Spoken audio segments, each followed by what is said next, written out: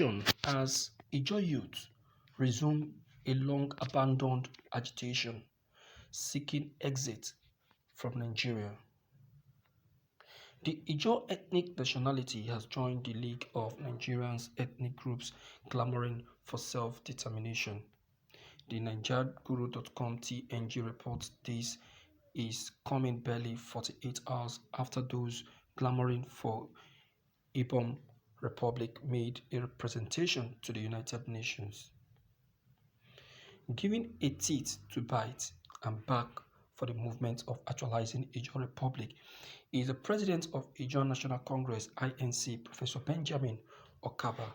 The national president of the INC, Professor Benjamin Okaba, in a statement, lamented the years of injustice the Ijaws have suffered and the exploitation of oil resources without commensurate reward.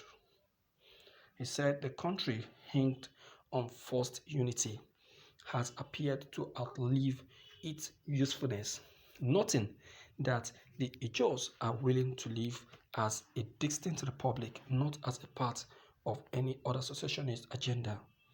As an ethnic nationality, we wish to state that the Ijaw people are getting sick and tired of the incessant nepotism and lopsidedness, which has become signpost of the present administration.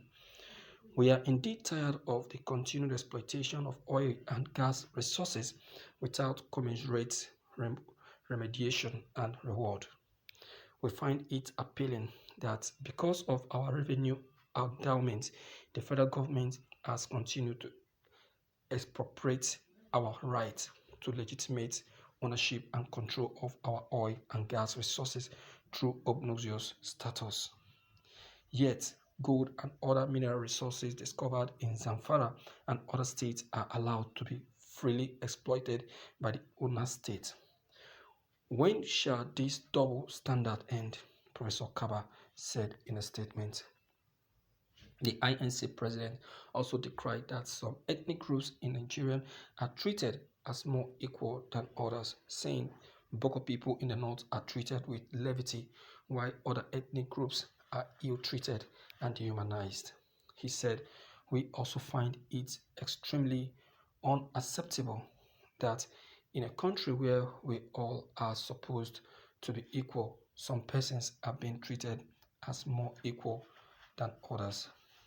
What defends as the national leadership in perpetually giving cover and protection to the marauding herdsmen who commit banditry, killing, and maiming innocent Nigerians. Yet, innocent Ijaw people who detest these atrocities are gauged and lives invaded, immaculated, and killed. Our Ijaw community have become occupied territories by the Nigerian armed forces with no exercise of freedom. This has given fillip to the claims that there is a premeditated plan well hatched and choreographed to overrun Nigeria. This appears to be the source of confidence and effrontery that emboldened some folks to issue 72 hours threat to the Delta State governor for daring to ban open grazing, a decision taken by all the southern governors. Could it be true that because this offensive public declaration has the implicit support of the leadership of the country, no national leaders nor senior government official has condemned such virulent statements? Maybe the basics of our forced unity called Nigerian appears to have outlived its usefulness. Nobody negotiated with our fear-bearing for the Ijaws to be part of this union called Nigeria. We were merely conscripted into the Nigerian Union without the consent of our forebears. Fortunately, the historical truth is that we Ijaw people have never been conquered by anybody, and we shall not be. Wow. Okay, Ijaw people are up now. They are up now. They have seen the light. They have seen the light. So they now want to revive the struggle their predecessor Adakaboro actually, started with. Yeah? That's left to them anyway, but I will say that may not be the best. That's to me. The step they are taking may not be the best.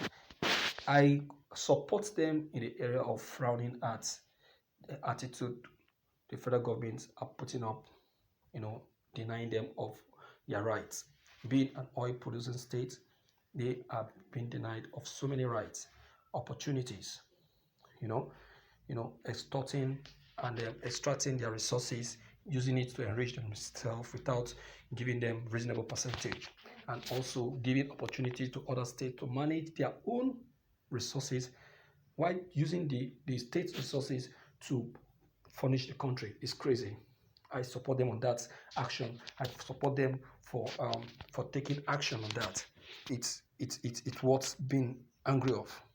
But in the aspect of standing alone and saying that they want to go on with their agitation for a republic of their own, as the Republic of Niger Delta, oh my dear, I tell you, they are taking a very long step. Niger Delta, I tell you, supposed to be at least a republic of its own by now, if not for the stupidity of Adakaboro. I need to put it that way. It was the stupidity and the selfishness and self-centeredness of Adakaboro that placed Niger Delta on the level that they are today. If Adakaboro has been like Mazi Nnamdi Kanu of today, or if Adakaboro has remained as Ojukwu who declared Biafra today, I'm telling you, Niger Delta would have been a republic of its own today. That's why we're saying, that's why till this very moment, everyone is praising Nnamdi Kanu for remaining absolute and focused and unshaken, despite the many threats, deceit, juicy positions given to him and all of that. Nnamdi Kanu didn't succumb to all those things. He put all those things as secondary and focused on the primary objective, which is achievement of the Biafran freedom. That is it. Nigeria is too deceitful for my liking. Too deceitful. We're too deceitful. See that? So, Adakaboro is the cause and the main reason why the Niger Deltas have not actually achieved their goal, have not actually achieved their objective, have not really achieved their real stated plan. He is the cause. He is the reason. He is the main reason. If not, by now, Niger Delta supposed to be a republic of its own. He was enticed. He was enticed. He was enticed with juicy position. You see that? If he has listened, if he has obeyed, and turned Gowon down, this wouldn't have happened. Gowon deceived him and made him believe that he can make it by joining the federal troop. You see that? So I tell you that this decision they have just taken is going to be a long-time achievement.